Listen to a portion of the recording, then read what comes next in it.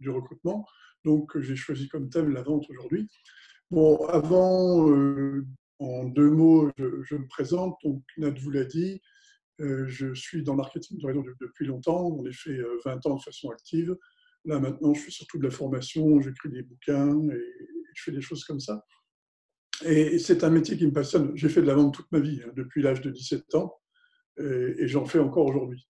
À propos, aujourd'hui, j'ai 68 ans et demain matin, j'aurai 69 ans. C'est mon anniversaire demain.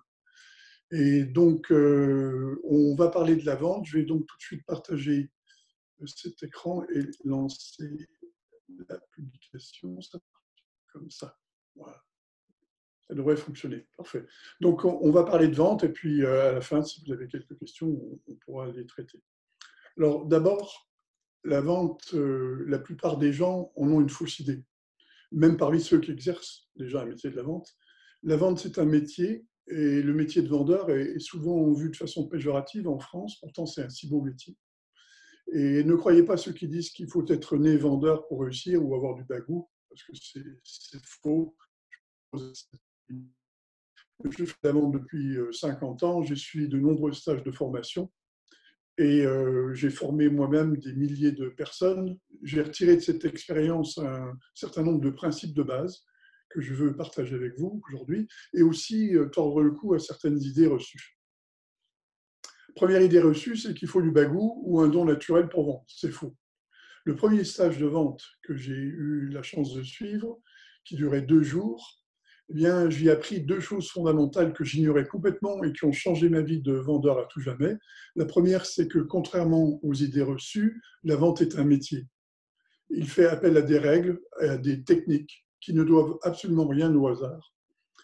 Avant ce stage, je faisais de la vente de façon intuitive et en sortant du stage, peu à peu, je suis devenu ce que j'appelle aujourd'hui un vendeur professionnel. Alors, certes, et comme dans tout, si en plus de la formation, vous avez un talent naturel, ça peut renforcer le résultat. Mais de la même façon qu'il n'est pas nécessaire d'être un artiste peintre pour faire un bon peintre, ni d'être pilote de course pour conduire un taxi, mais il n'est pas indispensable d'être un artiste de la vente pour réussir à faire de la vente correctement et être ce qu'on appelle communément un bon vendeur. Alors, la seconde chose que j'ai apprise, c'est que le corps parle. Et nos sketchs de vente étaient filmés, et en les visionnant, j'ai découvert que j'avais un corps, et que ce corps parlait, et, on voyait si j'étais intéressé, sinon je croisais les bras, vous voyez comme les dessins qui sont là. Donc, on est en fait trahi, je dirais, par nos attitudes. Donc, si vous avez l'occasion de le faire, filmez-vous et regardez, vous verrez, c'est édifiant. Donc, depuis ce jour, bien, je fais en sorte de contrôler non seulement mon expression verbale, mais aussi mes expressions corporelles, mes attitudes au visage, etc. Alors, deuxième idée reçue, un bon vendeur peut vendre n'importe quoi. Ben, c'est vrai, c'est faux. C'est vrai parce qu'en trompant les gens, on peut arriver quelquefois à ses fins, mais est-ce que c'est faisant les autres? Et puis surtout, combien de fois est-ce qu'on peut le faire avec la même personne? Donc c'est faux parce que dans beaucoup d'activités commerciales, on vend des produits consommables, donc des produits que les clients vont recommander régulièrement. Donc croyez-vous qu'une personne trompée renouvelle régulièrement? Non. Donc nous particulièrement, dans l'activité qu'on fait, ce n'est pas recommandé. Donc c'est faux parce qu'un vrai bon vendeur est quelqu'un qui aime son métier, qui doit être lui-même convaincu pour pouvoir être convaincant. Donc pour être performant, il doit avoir des produits auxquels il croit.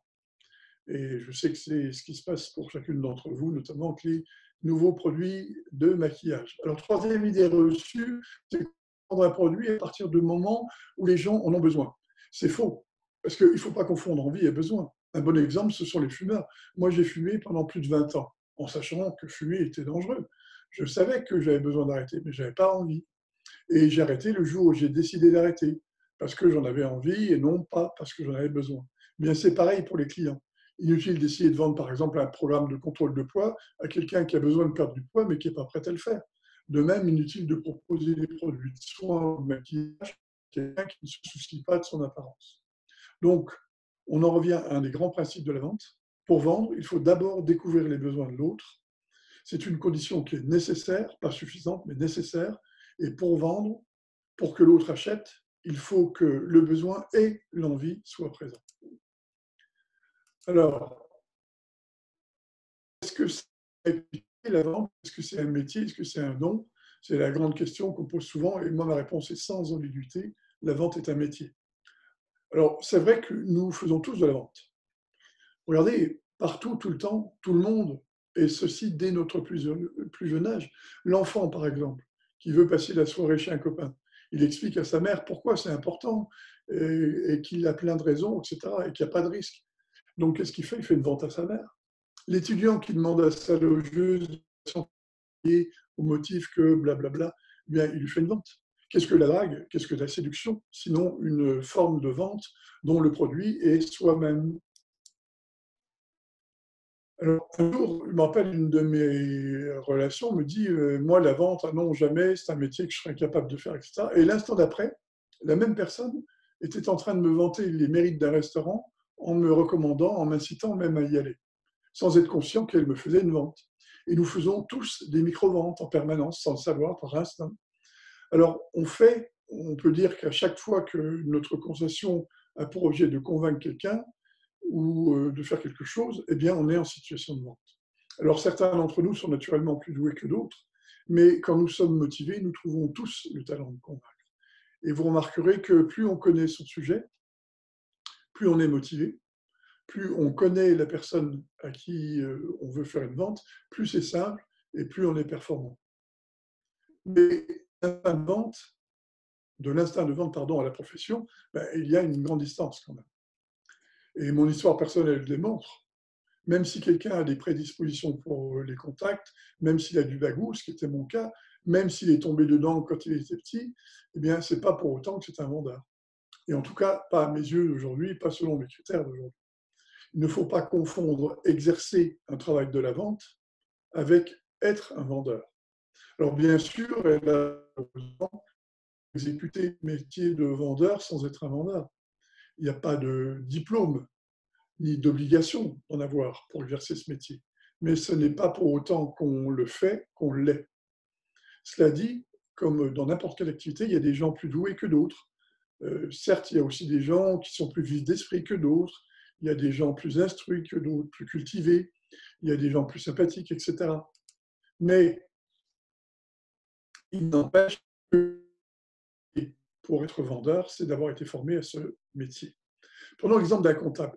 Est-ce qu'un comptable motivé, vif d'esprit, instruit, cultivé, sympathique et avenant fera un meilleur comptable qu'un comptable n'ayant pas ces qualités? Sans doute, mais à la condition première qu'il ait d'abord été formé au métier de comptable. Alors remplaçons comptable par pilote de ligne.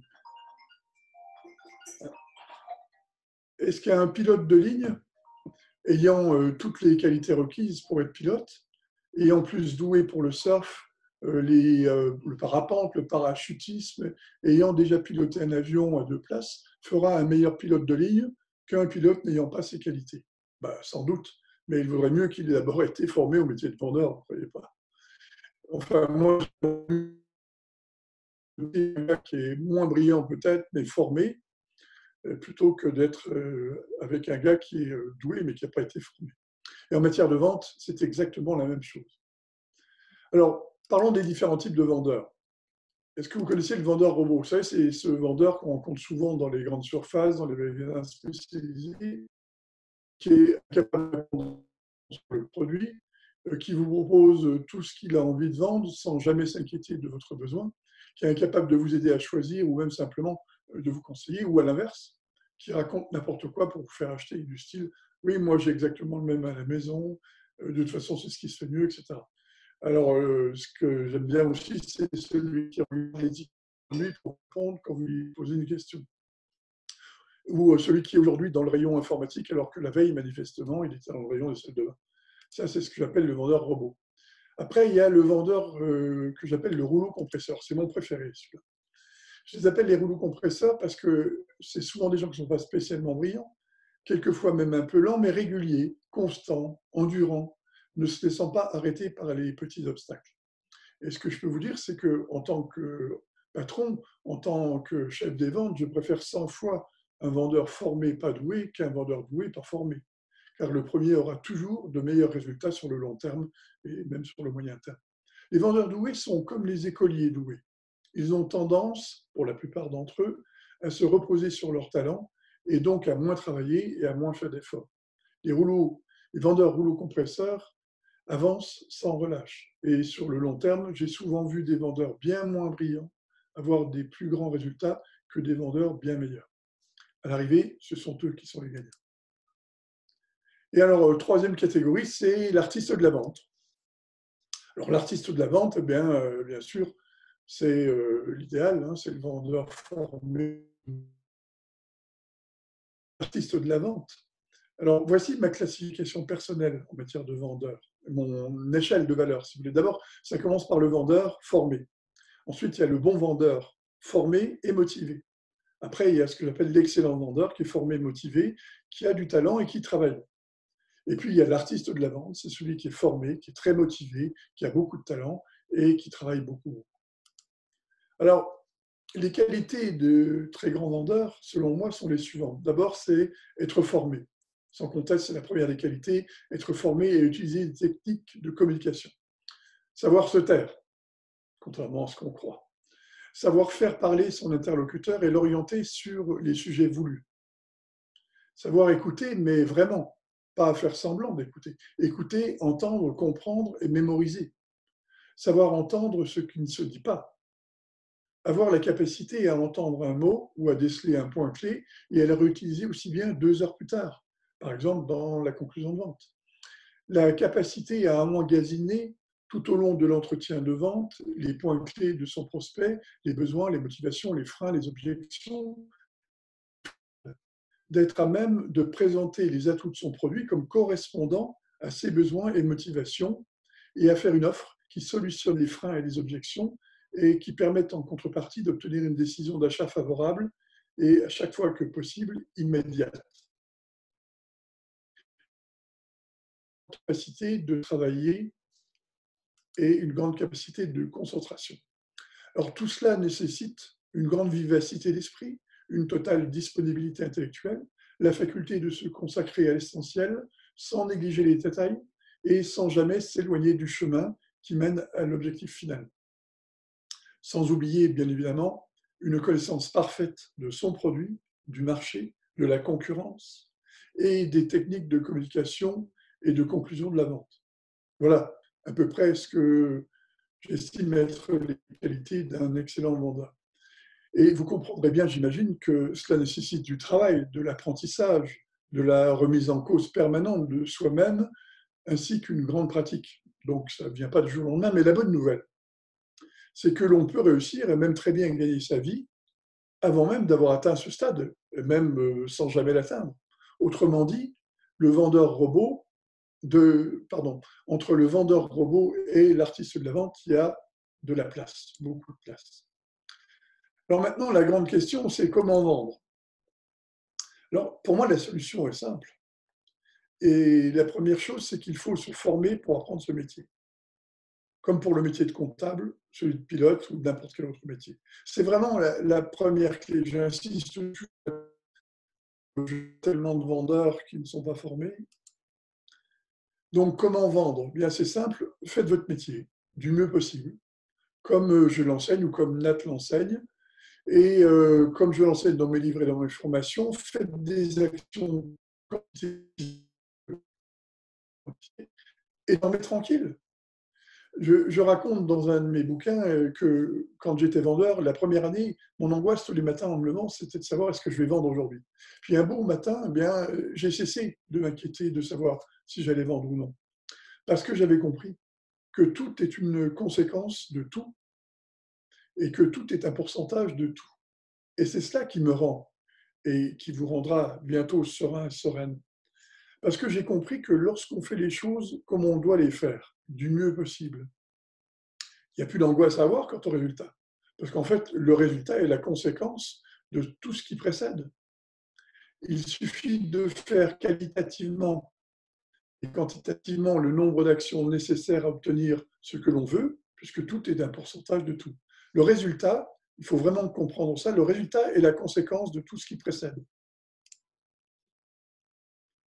C'est-à-dire que c'est en cela que tout est une conséquence de tout. Une vente réussie, c'est la conséquence d'un métier bien fait dans des circonstances humainement faisables.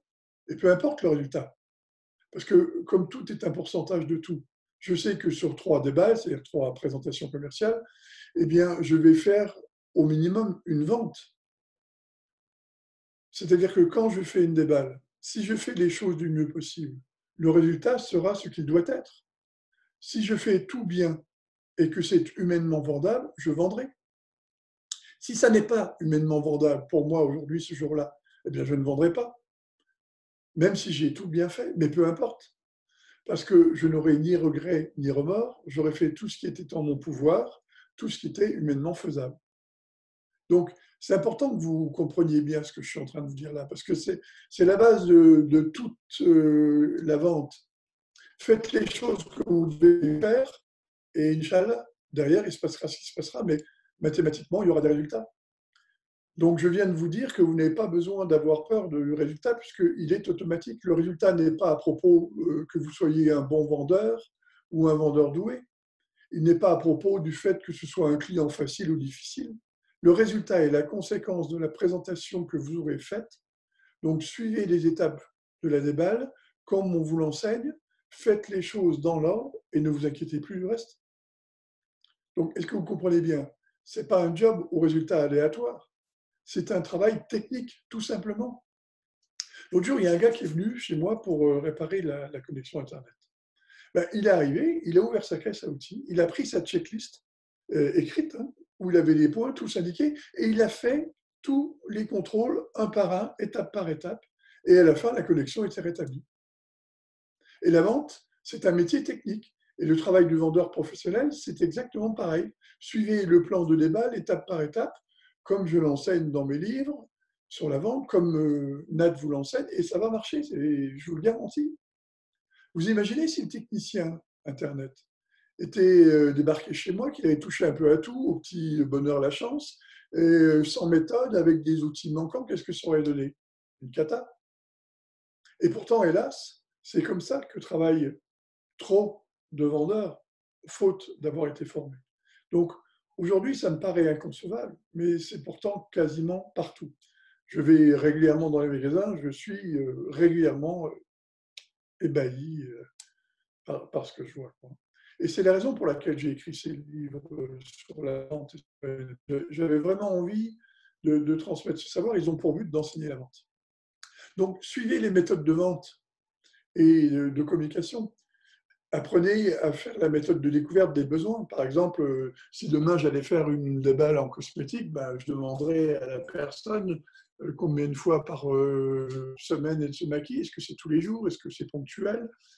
Qu'est-ce qu'elle utilise comme produit déjà à l'heure actuelle? Quelles sont ses attentes en matière de maquillage? Et puis, pareil, si je fais une présentation en cosmétique, je poserai en nutrition ou en produits de soins de la peau, par exemple. Je vais poser toutes les questions qui permettent de voir, de découvrir mon client, et puis également celle du budget. Je vais demander combien vous consacrez par mois pour votre maquillage, combien vous consacrez par mois pour vos produits cosmétiques, etc. Et puis les méthodes de découverte des motivations, les méthodes d'argumentation, etc. Bref, tout ce qui est enseigné dans mes bouquins. Et je vous donne 3 conseils. Le premier, c'est n'oubliez jamais vos clients. C'est une aventure qui m'est arrivée quand j'étais jeune vendeur. Et parce qu'une des caractéristiques de l'être humain, qui distingue en cela d'un robot, c'est qu'il oublie, particulièrement à force de raconter toujours la même chose. Regardez un guide de musée, par exemple, il va raconter toujours la même histoire, jour après jour, quart de touriste après quart de touriste, et au début, il a appris plus ou moins bien par cœur, et donc il n'a que ce cadre-là, donc il va s'y accrocher et respecter plus ou moins bien le fil conducteur. Mais immanquablement, au bout d'un certain temps, il va rajouter des détails et en oublier d'autres. Et au bout d'un certain temps, ce qu'il raconte n'a plus rien à voir avec l'histoire du début. Alors, c'est peut-être pas dramatique pour un guide de musée, mais remplacer guide de musée par vendeur et laissez-moi vous raconter ce qui m'est arrivé quand j'étais tout au début de la vente. Et cette histoire est édifiante parce qu'elle illustre vraiment le plus gros danger qui guette les vendeurs. Quand je suis rentré dans la vente, au début, j'ai commencé à vendre tout de suite, rapidement, très très bien. Et le gars qui était mon chef des ventes m'a dit très rapidement, au bout d'une semaine, écoute, c'est bien, tu vends bien, mais tu verras, un de ces jours, là, tes résultats vont se casser la figure. Et moi, je sais déjà pourquoi. Et toi, tu ne vas pas comprendre. Et ce jour-là, eh bien, je viendrai te voir et puis on fera une déballe ensemble et je te montrerai. Alors, je lui ai demandé qu'il m'explique, il n'a pas voulu. Et puis, il est parti. Et il s'est produit ce qu'il m'avait dit. Je ne sais plus combien de temps après, 15 jours après, mes résultats ont commencé à chuter, chuter, chuter. Donc là, il est venu avec moi, il a suivi une déballe complète, il m'a laissé faire, il a écouté de A jusqu'à Z. Et quand on est sorti, il m'a invité à boire un café. Et une fois qu'on était à table, il a sorti un papier, un crayon et il m'a dit, écoute, c'est bien ce que je pensais et je vais t'expliquer ce qui t'arrive. Et sur son papier, il a décidé ceci. Il a tracé une ligne qu'il a coupée en deux avec une partie au début, tu ne connaissais rien à rien, tu t'es donc conformé à ce qu'on t'a enseigné le premier jour. Tu as fait 80% de démonstration de produit et 20% de conclusion de vente. Et donc, tu l'as fait et ça a marché. Je réponds ouais. Et il dit, mais je le fais toujours. Il dit, non, non, je vais te montrer ce que tu fais maintenant. Et il a tracé un deuxième dessin. Il m'a dit, voilà ce que tu fais. Tu as fait une démonstration de produit qui était même pas de 20% et tout le reste, la conclusion de vente. Il m'a dit, et ça ne peut pas marcher. Parce qu'à un moment donné, si ta démonstration produit est plus suffisante, tu ne convaincs plus les gens. Et il me dit, voilà, les deux, c'est clair, quoi. Quand on voit les deux démonstrations, c'est manifeste. Donc, le client doit avoir envie du produit avant d'avoir envie de l'acheter. Et il me dit, tu as oublié cette règle de base. Et tu as fait tu fais des démonstrations de produits beaucoup trop courtes, donc tu donnes plus envie aux gens d'acheter. Et même si c'est devenu bien meilleur sur la conclusion de vente, tu as fait des réels progrès, mais c'est suffisant. Donc, reviens au basique. Refais des démonstrations de produits qui seront 80% de la déballe et 20% de conclusion, et tu vas voir, ça va marcher. J'ai fait ça et immédiatement, mes ventes sont reparties en flèche. Donc, j'ai jamais oublié cette leçon. Et je l'enseigne tout le temps avec mon exemple à tous les vendeurs que je forme. Donc, le jour où vous ne vendez plus, n'en mettez pas le reste en cause. Revenez au basique et vous verrez que ça va marcher. Deuxième conseil, attention au yo-yo. Alors, qu'est-ce que j'appelle le yo-yo? Eh bien, reviens toi. Dans la plupart des formes de vente directe, il faut un certain temps entre le moment où on contacte un prospect et celui où on conclut ou pas la vente. Par exemple, quand je vendais des aspirateurs, je devais d'abord démarcher au porte-à-porte chaque matin pour obtenir des rendez-vous qui avaient lieu quelques jours après, etc. Et pareil, il fallait trouver des prospects avec différents moyens, les contacter, prendre un rendez-vous, quelquefois y retourner plusieurs fois, et tout cela prenait du temps. Mais c'est aussi vrai pour les rendez-vous, soit du visage, les obtenir avec la méthode du PAG, qu'on va vous enseigner prochainement, et dont je parle dans mes livres, c'est la même chose. Donc tout ça pour dire que, tout comme un paysan, par exemple, qui pour écouler sa production, il doit d'abord préparer son terrain, semer, entretenir, labourer, etc., récolter, et enfin vendre le produit, un vendeur doit préparer sa prospection, trouver un prospect, puis obtenir un rendez-vous et faire un entretien avant de pouvoir conclure. Alors on va dire, oui, c'est évident. C'est évident, mais regardez ceci. J'ai été confronté à cette problématique aussi dans le MLM, sans surprise, de la même façon.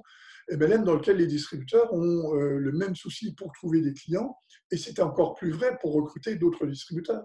Ça prend 2 à 3 mois entre l'action et le résultat. Et c'est exactement là qui est le drame, et le problème, et le danger. Parce que lorsqu'on a bien fait le travail de préparation, quand les résultats commencent à tomber, ils le font de façon régulière, tout comme un ruisseau qui est à sec et qui soudain, alimenté par la fonte des neiges, commence à couler de façon forte et continue. Mais qu'est-ce qui se passe lorsque la neige s'arrête de tomber? Eh bien, le ruisseau se tarit. Et qu'est-ce qui se passe si le vendeur arrête de prospecter ou d'alimenter son fichier? Préparer, semer, entretenir, récolter constitue un cycle. Si un des éléments manque, le cycle s'arrête. Et si vous aviez un billet de 10 € par vendeur que j'ai vu tomber dans ce piège, vous pourriez vous offrir une belle voiture. C'est ça le piège. C'est comme quand on pousse une voiture. Vous savez, vous êtes en panne et vous poussez la voiture en roue libre sur un terrain plat. Au début, c'est dur, mais ensuite, une fois que le mouvement est en route, on peut maintenir le rythme avec presque un doigt seulement. Mais si on arrête de pousser, si on enlève le doigt, qu'est-ce qui se passe? Petit à petit, la machine va s'arrêter. Et il faut repousser plus fort qu'avant pour qu'elle ne se remette à nouveau en marche. Et c'est d'autant plus dur qu'on sait pour l'avoir déjà fait. Eh bien, c'est la même chose avec les prospects et la vente. Au départ, vous semez, vous préparez, vous entretenez, et puis au bout d'un certain temps, les résultats commencent à tomber très fort. Et puis là, on a tendance à lever le pied et à arrêter d'alimenter. Donc les résultats, ben, ils retombent petit à petit. Et là, on prend conscience, c'est avant qu'on se rende compte que c'est parce qu'on a arrêté, mais c'est écoulé un certain temps. Et là, il faut recommencer. Et c'est dur, parce qu'on sait, pour l'avoir déjà fait. Et puis, à nouveau, pareil, on récolte, etc. Donc, un strict minimum de 3 mois est nécessaire pour commencer à avoir un résultat dans la plupart des jobs. Donc, ce qu'il faut, c'est surtout faire toujours les deux choses en parallèle, semer et récolter, en n'oubliant jamais ces deux principes. Un, il faut un peu de temps entre le moment où on commence à semer et celui où on récolte. Mais deux, quand on arrête de semer, eh bien, on continue à récolter un certain temps. Et puis, ça s'arrête, et c'est là le piège. Donc, il ne faut jamais arrêter. Il faut faire concomitamment la préparation et la récolte. La préparation et la récolte. Donc, j'espère que vous comprenez bien ce point-là, parce que vous voyez que c'est difficile sinon. Donc, inutile de vous dire que dans ce piège-là aussi, je suis tombé, mais vu le temps perdu et la difficulté de relancer à chaque fois la même, je ne suis plus retomber. Donc, pensez à moi le jour où vous repousserez la voiture. Troisième conseil, le diable se cache dans les détails. Alors, le diable se cache dans les détails, il suffit parfois du moindre détail mal géré dans un vaste projet pour le faire capoter. Et j'ai coutume de dire qu'une vente réussie, c'est une centaine de détails bien traités au bon moment. Et tout au long de la déballe, on traite. Tout au long de la déballe, on traite des détails, on pose des questions, on répond à des questions, on traite des objections, etc. Et louper ou mal gérer un petit détail ici ou là, ce n'est pas forcément dramatique, mais le reproduire sur un plus grand nombre de fois ou un gros, ça peut devenir problématique. Et lorsqu'on rentre dans la phase de conclusion, là, l'improvisation n'est plus de mise, car chaque erreur est fatale. Et c'est la raison pour laquelle les méthodes, et notamment celles de conclusion, sont écrites. Faire et dire tout ce qui est nécessaire et ne rien dire de ce qui est inutile ou dangereux. Il y a une phrase qui résume tout ça. Il est nécessaire de ne pas dire ce qu'il n'est pas nécessaire de dire. Je vous laisse y méditer.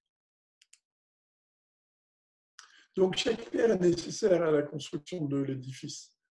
Alors, dans les formations et dans les livres, vous apprendrez à utiliser de nombreux outils. Accordez-leur la même importance à chacun d'entre eux. Il n'y a pas de petits outils mineurs ou de gros outils majeurs. Tout comme un mur est fait de briques de tailles différentes, dont chacune d'elles a sa raison d'être, bien une déballe est faite d'un assemblage de techniques de communication et de vente, et chacune d'elles a son importance. Donc ne négligez rien, aucun détail, surtout parce que le diable s'y cache. Chaque étape de la déballe a son importance et sa raison d'être.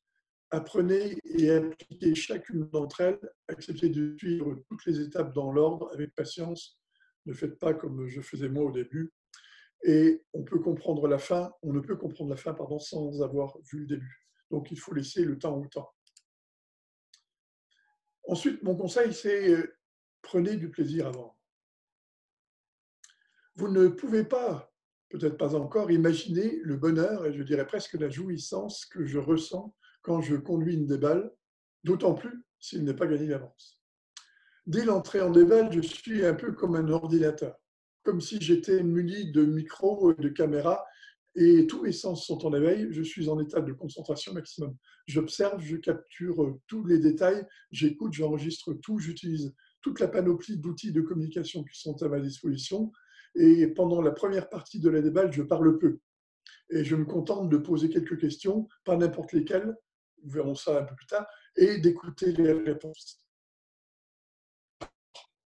Et croyez-le bien, quand je commence à parler, là, qui se taisent et qui m'écoutent. Ceci d'autant plus attentivement que je ne fais que parler de ce qui les intéresse. Je réponds à leurs besoins par des arguments produits concordants. Je réponds à leurs objections ou à leurs craintes formulées ou latentes avec des arguments et des solutions. Et quand à la fin, je leur demande si ça leur convient, la réponse est presque toujours oui, logique, puisque en fait, je n'ai fait que de répondre à leurs besoins de façon satisfaisante. Et là, on rentre dans la conclusion de vente, là où tout commence et où tout finit. Le moment de la déballe que je préfère. Alors, Obtenez le revenu, c'est un chapitre aussi sur lequel j'interviens toujours avec des distributeurs. Vous avez la possibilité vraiment de gérer votre activité comme vous le souhaitez, en fonction de vos besoins et de vos désirs. Alors, pour obtenir le revenu que vous désirez, d'abord déterminer quels outils de contact vous allez utiliser pour trouver vos clients ou vos distributeurs, c'est pareil. Est-ce que ça va être les réseaux sociaux, le relationnel, les tracts, les affiches, les enquêtes? Je crois que vous en avez parlé avec Nat il n'y a pas longtemps dans le recrutement, c'est pareil. Il faut choisir au moins 3 moyens.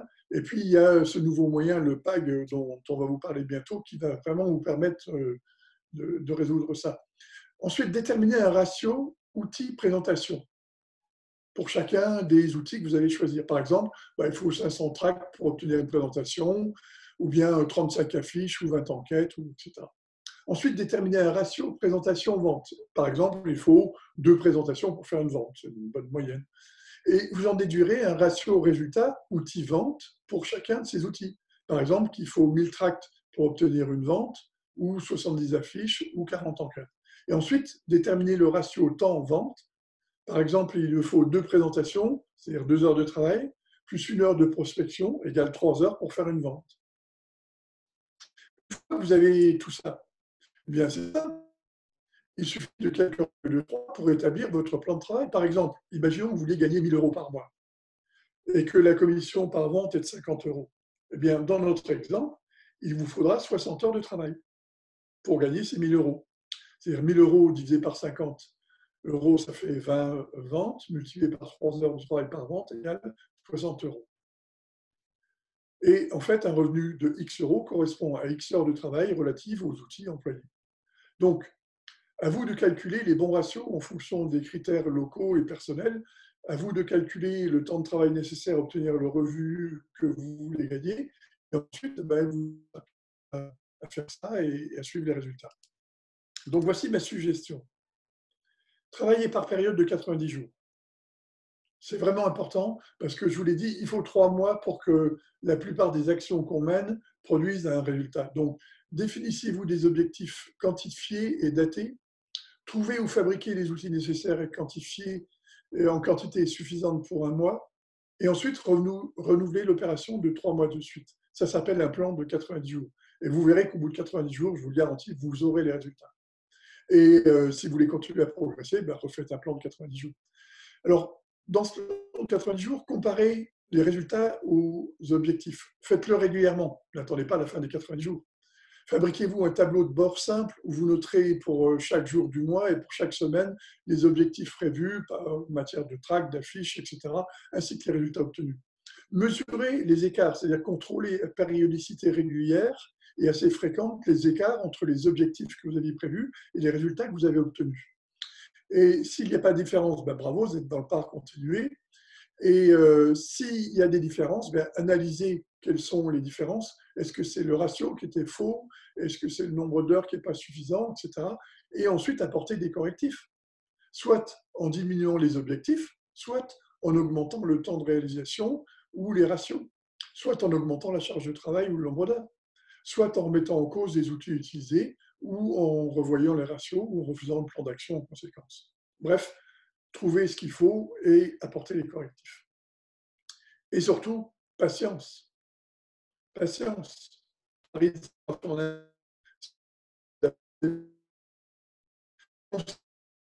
Donc, il faut attendre et il faut rester constant et surtout persévérant parce qu'il faut un certain temps. Donc, soyez patient et indulgent avec vous-même. Pardonnez-vous vos échecs, pardonnez-vous vos erreurs. C'est normal de se tromper, c'est normal de tomber. Ce qu'il faut, c'est se relever. Comme je le dis toujours, chaque jour est une nouvelle occasion de recommencer, donc ce n'est pas grave. Ce qu'il faut, c'est que vous soyez vraiment constant. Et vous verrez qu'avec le temps, vos ratios s'amélioreront et donc la rentabilité aussi s'améliorera. Pratiquez l'autocritique, ça c'est très important. Et voici une chose qui m'a beaucoup marqué le jour où. Dans le marketing de réseau, le produit est le même pour tout le monde. Vous avez le même produit que chacune de vos collègues présents sur la télécall. Et vous avez le même plan de marketing, sans doute le meilleur, mais vous avez tous le même. vous avez tous le même marché. Vous travaillez sur la France ou sur le monde, peu importe, mais c'est le même marché pour tous les distributeurs. Et le quatrième critère, le seul qui, lui, soit variable, c'est soi-même. Et donc, dans le ENM, le produit est le même pour tous, le plan de rémunération, le marché est le même. Et si certains réussissent mieux que d'autres, c'est dû à quoi, à votre avis? Au seul critère variable. Donc, quand ça va mal, ne vous en prenez pas au produit, n'accusez pas le plan de rémunération, n'accusez pas le marché, les autres. Regardez ce que vous faites et apportez les corrections sur vous. Et là, ça va refonctionner.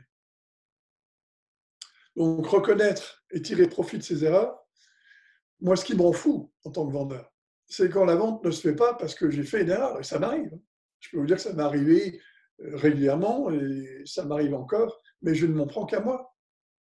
Et pour moi, à chaque fois, c'est un tremplin. C'est un rappel pour ne pas oublier que ça n'est jamais gagné d'avance et que c'est toujours, chaque fois, la conséquence d'un travail bien fait.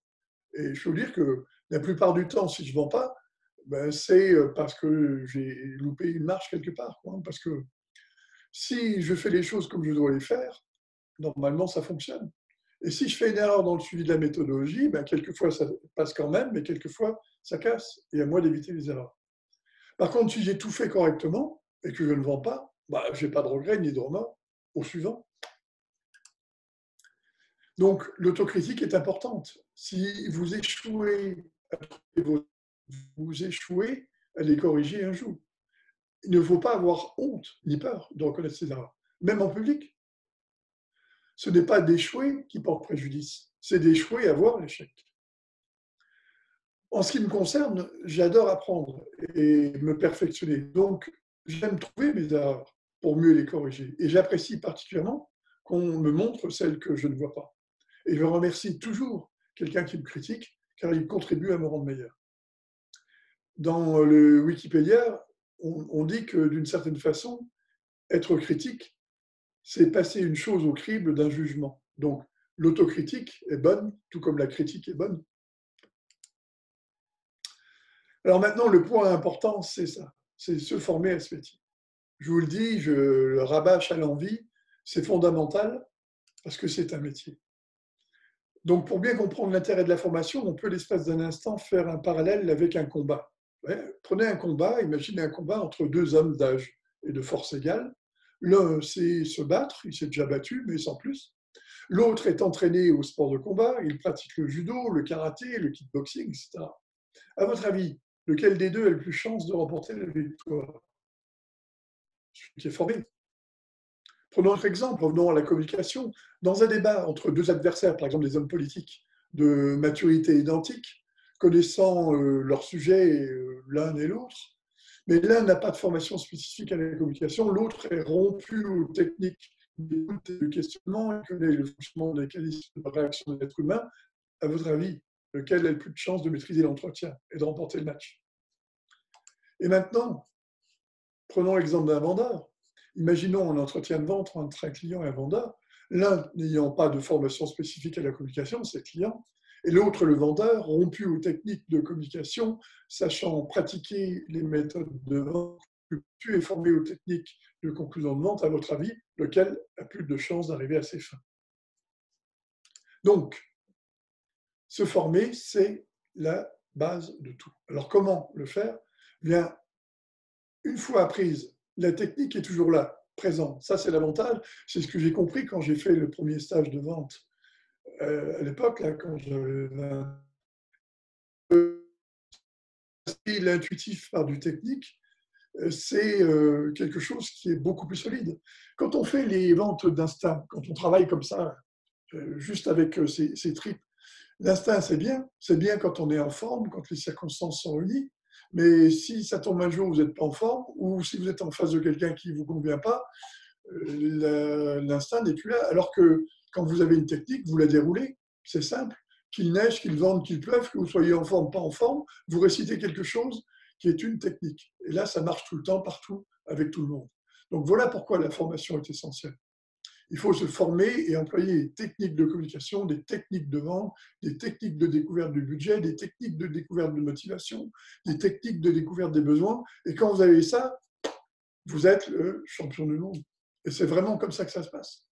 Donc, je vous donne 4 conseils. Apprenez, par exemple, l'art de la découverte du client et ne passez pas à autre chose tant que vous n'avez pas un minimum de maîtrise de cette technique-là. Et surtout, tant que le réflexe d'utiliser cette technique n'est pas ancré en vous. Une fois ce stade atteint, apprenez-en le deuxième, etc., etc., etc. Ensuite, deuxième conseil, demandez à quelqu'un, un autre vendeur, en qui vous avez confiance, de vous suivre une fois ou deux en présentation avec vous, présentation au cours de laquelle il ne fera qu'une seule chose, c'est de noter tout ce que, selon lui, vous avez fait de bien et tout ce que, selon lui, vous avez fait de moins bien. Et ensuite, discutez avec lui, faites le point, et vous verrez qu'il mettra le doigt sur certainement les points que vous avez besoin. Et là, rappelez-vous de mon conseil précédent, soyez autocritique, acceptez les remarques et remettez-vous en cause. Conseil numéro 3, plus vite vous aurez appris et plus vite votre esprit sera disponible pour que vous contrôliez vous-même vos présentations. C'est ça qui est important. Comme vous n'avez plus besoin de réfléchir à ce que vous faites, vous pouvez devenir disponible pour mieux écouter l'autre et pour mieux être conscient de ce que vous êtes en train de faire et de vous corriger en cours de route. Donc, vous devez arriver à ce stade où vous êtes capable de voir vous-même vos erreurs et aussi vos points forts. Et mon conseil numéro 4, eh bien, si vous avez la possibilité, suivez une formation ou suivez un de mes stages. Alors maintenant, j'ai un petit cadeau pour vous. Une chose que j'ai découverte quand j'ai fait un stage de développement personnel et qui m'a ouvert l'esprit, c'est la roue de la connaissance. Alors, la roue de la connaissance, c'est de découvrir les choses que l'on ignore, que l'on ignore. Et cette réalité m'a profondément marqué le jour où je l'ai découverte lors d'un stage. Ça a vraiment été une percée pour moi. Dans la vie, il y a des choses que l'on sait ou que l'on connaît. Il y a, deuxièmement, les choses que l'on ne sait pas ou qu'on ne connaît pas. Il y a une troisième chose qui est bien pire, c'est les choses que l'on ignore, que l'on ignore. Alors, essayons de donner une échelle de valeur à tout ça. Le cercle rose représente la somme de toutes les connaissances de l'humanité. Là, je dessine une portion numéro 1 qui est faible. Si je mettais à l'échelle, je devrais la mettre presque invisible, mais ça représente le domaine des choses que je sais. Tout ce que je connais, tout ce que je sais, bref, tout ce que je n'ignore pas. La deuxième portion, c'est le domaine des choses que je sais que je ne sais pas. Tout ce que je sais que j'ignore. Et la troisième partie, tout ce qui reste, c'est le domaine des choses que j'ignore, que j'ignore. Prenons l'exemple. Par exemple, les choses que je sais. Ben, je sais que je sais faire du vélo, que je sais parier, courir, parler, former, etc. Numéro 2, je sais que je ne sais pas piloter un avion. Je sais que je ne sais pas parler russe. Je ne sais pas, mais j'ai confiance du fait que je ne sais pas. Et la troisième chose, c'est tout ce que je ne sais pas, que je ne sais pas, tout ce que j'ignore, et j'en ai même pas conscience. Et là, c'est important, parce que ça veut dire que pour que ces choses que j'ignore, me deviennent accessibles, il va falloir que je fasse quelque chose. Qu'est-ce que je dois faire? Eh bien, je dois rester intellectuellement disponible et profondément enseignable en permanence pour avoir l'opportunité de découvrir les choses que j'ignore, C'est-à-dire que ces choses ne peuvent pas nous être montrées, sauf par quelqu'un d'autre. Quelqu'un d'autre qui sait cette chose-là, cette portion de choses que moi j'ignore. Et c'est important d'être capable d'apprendre de tout le monde, parce que souvent on a des préjugés sur les gens. Il y a des gens qu'on estime, il y en a qu'on n'estime pas. Et en général, les gens qu'on n'estime pas, on n'est pas capable d'apprendre d'eux. Et c'est une grosse erreur. Parce que n'importe qui est capable de nous apprendre quelque chose, de nous révéler un domaine qu'on ignore, Et la véritable ouverture d'esprit, c'est ça. C'est d'être capable d'apprendre de tout le monde. Et c'est vraiment ce que je vous souhaite, c'est de garder intacte la capacité d'apprendre. Et retenez ceci, à force d'être sceptique, on enlève aux autres la possibilité de nous apprendre quelque chose. Donc, quand les autres veulent vous partager quelque chose, écoutez et soyez disponible, soyez intellectuellement disponible. Les Anglais ont un terme pour ça qui n'existe pas en France, c'est être teachable. Ça veut dire enseignable, si on veut. Mon dernier mot, c'est celui-là, c'est que le plus long des voyages commence par un tout petit pas, suivi d'un autre, puis d'un autre. Donc, si vous démarrez dans la vente aujourd'hui, et c'est un peu ce que vous disait Nat tout à l'heure, soyez patient, faites une première prospection, obtenez un premier prospect, obtenez un premier rendez-vous, faites un premier entretien, faites une première vente, et puis tout simplement, refaites ça une deuxième fois, et puis et quatrième. Et vous verrez que comme ça, un pas derrière l'autre, un pas après l'autre, eh bien, on avance. Et quand vous vous retournerez un beau jour, vous direz, c'est pas possible que j'accomplis tout ce chemin-là. Qu'est-ce que vous croyez que je pense, moi, quand je regarde en arrière et quand je vois tout le chemin que j'ai parcouru dans les 50 dernières années,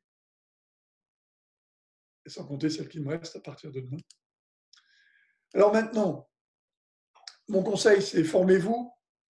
J'ai des formations en ligne, vous pouvez les voir. Et puis, surtout, j'ai des ouvrages de formation.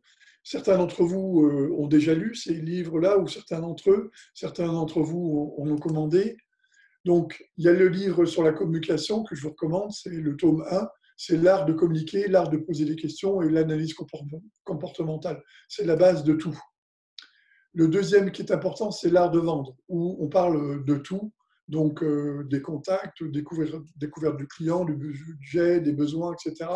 Conclusion de vente, l'attitude, l'argumentaire structuré. Enfin, c'est vraiment le livre de base de la vente et qui est complémentaire au premier. Et le tout dernier, mon tout dernier bébé, c'est celui.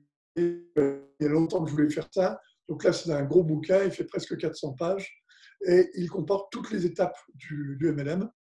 Et il est complémentaire aux autres, puisque le MLM, c'est une forme de vente, mais qui a des particularités, parce qu'on a des relations avec son réseau qui sont complètement différentes. Moi, quand j'ai découvert le MLM, j'ai compris que les relations que j'avais avant avec les gens, qui étaient des relations soit amicales, soit professionnelles, soit hiérarchiques, n'existaient plus. Dans un réseau, vous avez des distributeurs en dessous de vous, vous avez des sponsors au-dessus de vous, vous avez ce qu'on appelle des sidelines, c'est-à-dire des lignes de côté, de part et d'autre. Et aucun de ces côtés-là n'a de relation hiérarchique avec vous. Les gens qui sont au-dessus de vous ne sont pas vos patrons, ils n'ont pas à vous dire ce que vous avez à faire. Les gens qui sont en dessous de vous ou que vous avez recrutés ne sont pas vos employés, ils ne sont pas vos associés, ils ne sont pas vos potes, et vous n'avez pas à leur imposer ce que vous voulez leur faire, dire.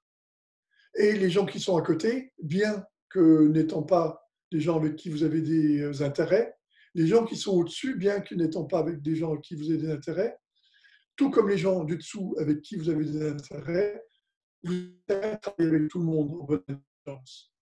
Moi, avant, j'étais quelqu'un de péremptoire, j'affirmais les choses. Bon, je suis encore un peu.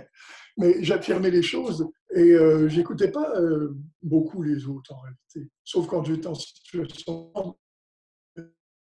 J'ai appris avec le MLM qu'il faut composer avec tout le monde. Donc tout ça, je l'explique dans le bouquin, ça et bien d'autres choses encore.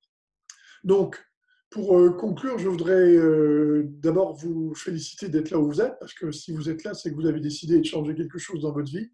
Vous avez fait la décision de rentrer dans le marketing de réseau, ce que plein de gens rencontrent et ne font pas. Donc, d'abord, bravo d'avoir fait ça.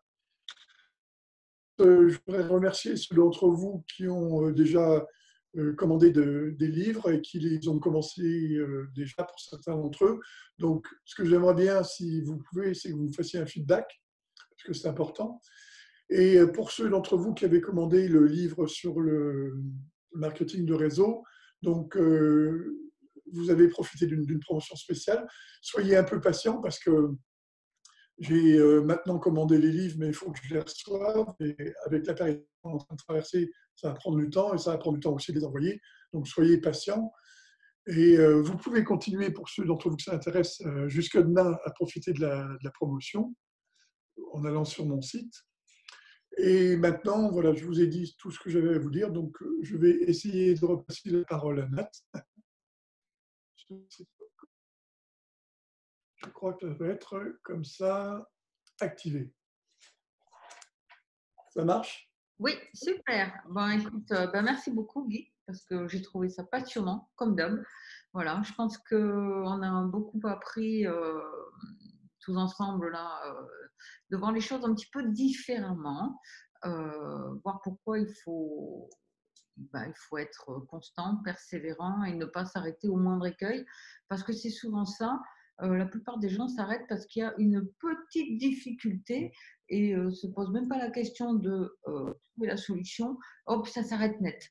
C'est comme si vous disiez à un enfant, ah ben t'es tombé, tu marches plus là, hein, c'est fini. Ah, le gamin, il va pas s'arrêter. Mais on a oublié cette fonction de persévérance souvent. Voilà, donc ben moi je suis ravie. Je vous donne rendez-vous à très bientôt. Est-ce que Guy, tu veux rajouter quelque chose? Tu m'entends là? C'est bon? Ouais. Non, juste toujours ce conseil, investissez en temps, en argent si nécessaire dans votre travail. J'explique ça dans le bouquin, il faut investir un minimum. Bon, on a la chance de ne pas avoir besoin de faire des gros investissements, mais il faut un minimum. C'est un métier, moi je ne conçois pas qu'on puisse faire un métier sans l'apprendre. Donc, il faut apprendre ce métier. Utilisez tous les moyens que vous voulez. Bon, Internet regorge d'outils gratuits hein, pour apprendre. Et votre sponsor, s'il fait bien son boulot, va vous apprendre. Et Nat va vous apprendre, etc. Mais bon, investissez aussi dans les lectures, dans les choses comme ça, parce que franchement, c'est ce qu'il y a de mieux. Moi, j'aime bien apprendre à travers les livres parce que le livre, on l'a sous la main, on peut noter des choses dessus. Voilà. Donc, prenez conscience que c'est un métier. Faites le maximum pour l'apprendre. N'ayez pas peur de dire quand vous avez un souci. Vos sponsors, vos hotlines, et Nathalie est là pour vous aider. C'est en faisant des échecs qu'on progresse. Hein. C'est comme ça qu'on avance. On tombe et on se relève. Donc, félicitations encore pour avoir suivi déjà cette formation et puis j'espère vous revoir très bientôt. Merci Guy. Bye bye à tout le monde. Bonne journée à tous. Et restez dedans.